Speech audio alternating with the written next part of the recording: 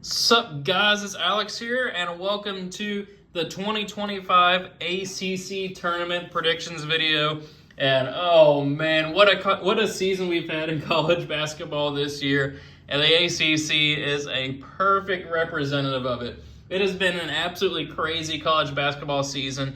SEC has been dominant this year. Big 12 has been great. Big 10 has been great. And then you have the ACC this year. So one of the historically great conferences. I mean, you could argue that the ACC has been the best basketball conference for the last decade or so. Really, especially in the 2010s, late 2000s, all that fun stuff. But this year, specifically for the ACC, has been horrendous for the quality of the conference.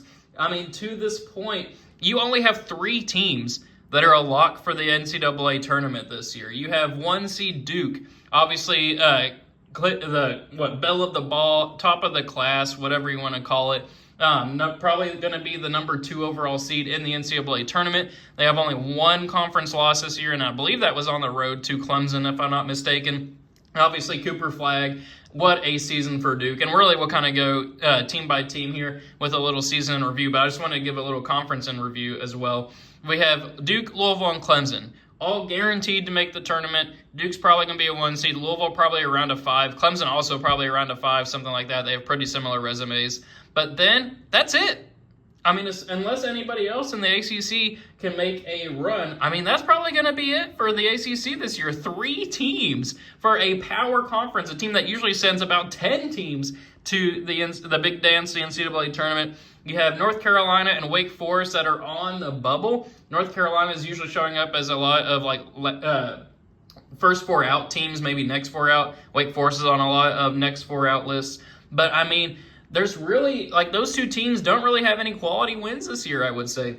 And that's been the issue for the ACC as a whole, is that there is just no, quality wins. Like Louisville and Clemson, you see their conference records 18-2 for both of those teams. You would think in the ACC, 18-2 conference record, you're a 1 seed in the NCAA tournament. You're a 2 seed, 3 seed at minimum. But that's just the quality of the ACC this year.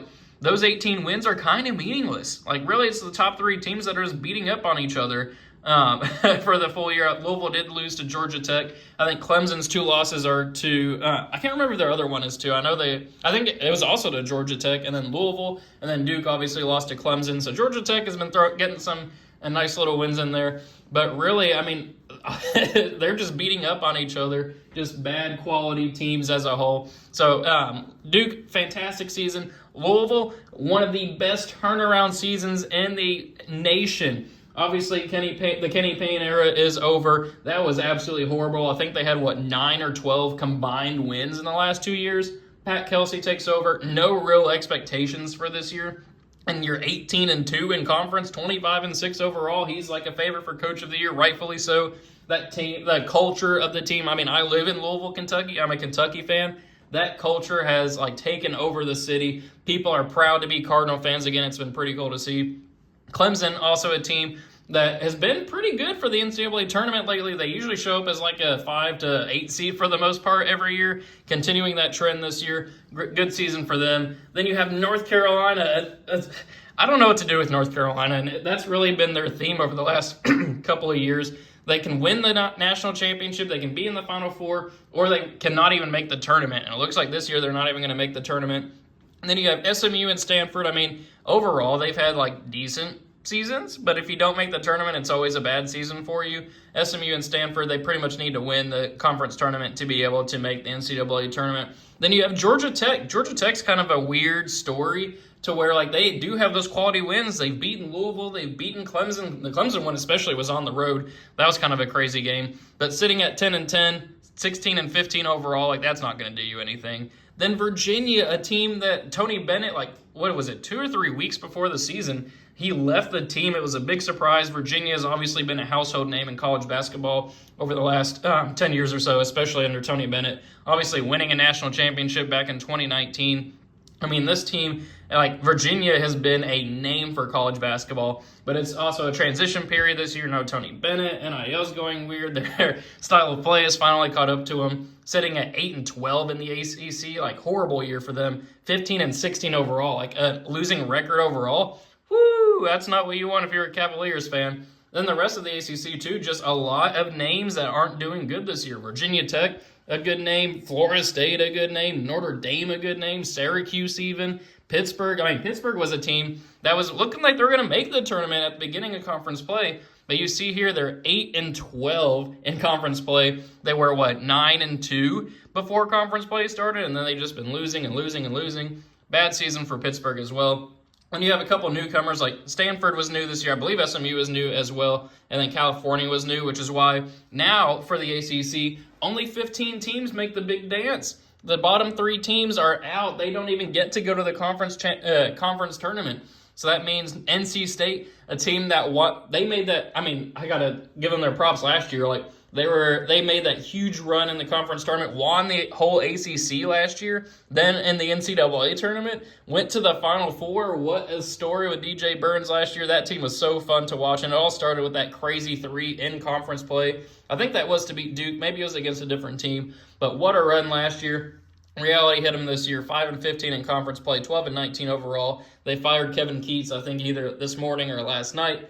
Obviously, a team that's in flux right now. Bad season for them. Then you have Boston College that's sitting at 4-16, gross. Miami, a team that is 3-17, gross. Like Miami, that sucks because especially that team has been pretty good lately. Like they've been a 4 seed lately. I think they made the Elite 8. They might have even made the Final Four a couple of years ago. Like it's pretty recent that they have been a pretty big name in college basketball, but sitting at 3-17 this year. Ugh, that's not a good year at all. Obviously missing out on the conference tournament. Something you never want to see there. But now that we're about 7 minutes into the video, it is time to go into our predictions here for the teams that actually did make the ACC tournament this year. So with most major conferences now, if you're a top 4 seed, you get the double bye. So Duke, Louisville, Clemson, and Wake Forest all getting the double bye. Then teams that are seeded 5 through 9 in the ACC this year getting the single bye. So you got 5 seed North Carolina, 6 seed SMU, 7 Stanford, and then 8 seed Georgia Tech and 9 seed Virginia.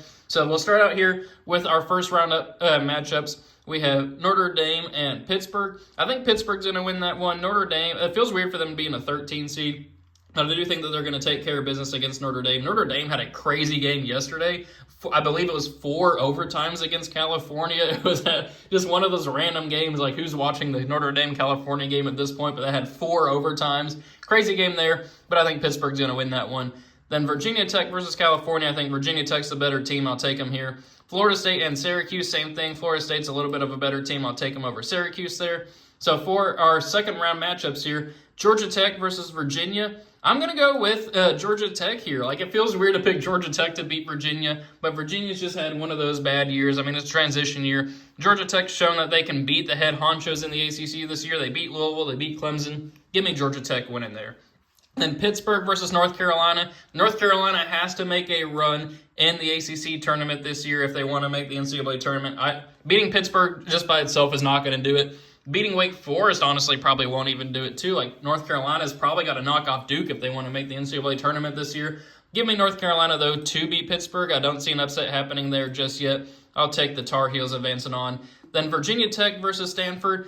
Stanford's actually looked pretty good in conference play, but I'm going to go with an upset pick here with Virginia Tech trying to make a run in the ACC tournament this year. Then Florida State versus SMU. Give me Florida State pulling off the 11/6 as well. We have SMU falling here in the second round.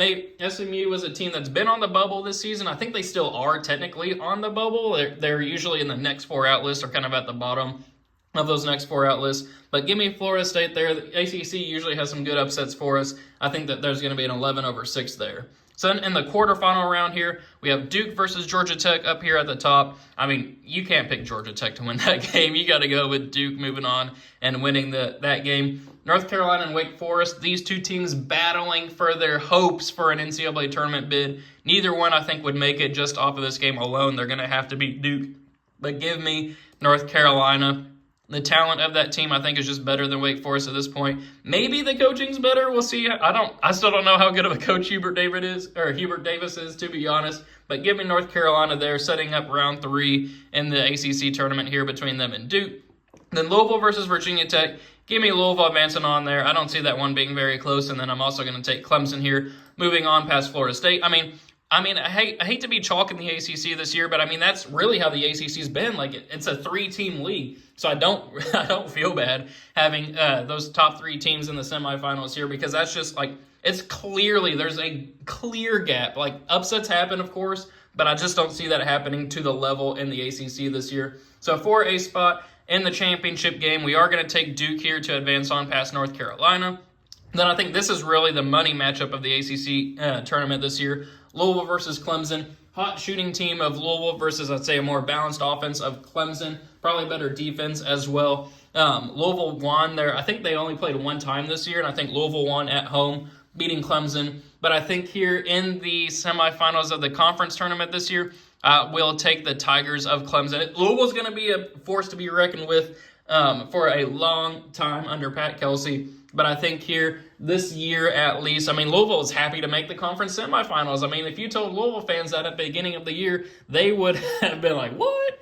But here they are in the semifinals. Great season for the Cardinals. It just comes to an end here in the conference tournament. Give me Clemson advancing on here. So that sets up a rematch here. Duke versus Clemson. Clemson actually won this game. It's Duke's only conference loss this year back at Little John Coliseum. I think that's the name of Clemson's arena there. But for the actual conference championship game, I don't know how you can pick against Duke. I'm going to go with the Duke Blue Devils there with Cooper Flagg. I don't even need to say the rest of the roster. That should be enough in and of itself. But I think Clemson's going to give them a good run for their money, but I think Duke's just going to run roughshod over the ACC, just like they've done all year. So there we have it. Those are my predictions for the ACC tournament.